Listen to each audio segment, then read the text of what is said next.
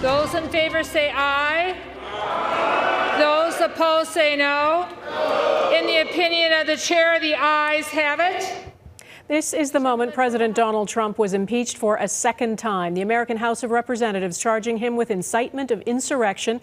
He is the only American president in history to suffer this fate. Good evening, and thanks for joining us. 1 week after an angry mob of Trump supporters attempted to disrupt the peaceful transfer of power in America, lawmakers held President Trump to account. Those insurrectionists were not patriots. They were not part of a political base to be catered to and managed.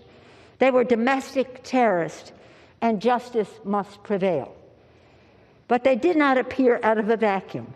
They were sent here by the president with words such as a cry to fight like hell.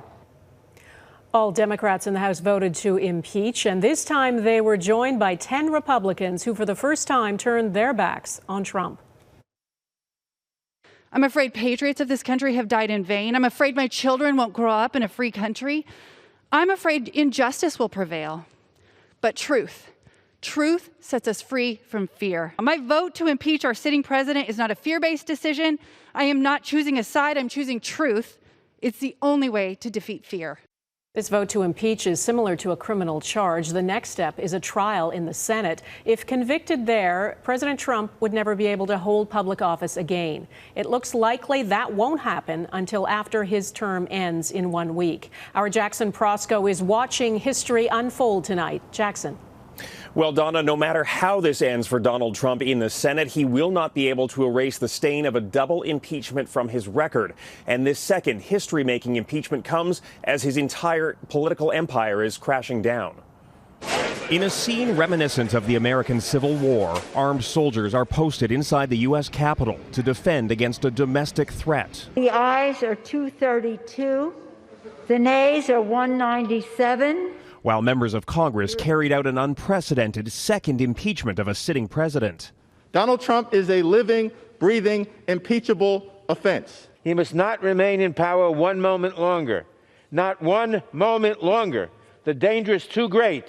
We must impeach. This time, the effort to remove Trump has bipartisan support. I will vote yes on these articles of impeachment. Even Trump's most loyal allies who object to impeachment admit he must still wear the charge of inciting violence against the government of the United States. You'll never take back our country with weakness. For his words in the weeks and hours before the Capitol was stormed. The president bears responsibility for Wednesday's attack on Congress by mob rioters. He should have immediately denounced the mob when he saw what was unfolding. Those who did object insist the process was both rushed and needless, just a week before Trump leaves office. Well, so what?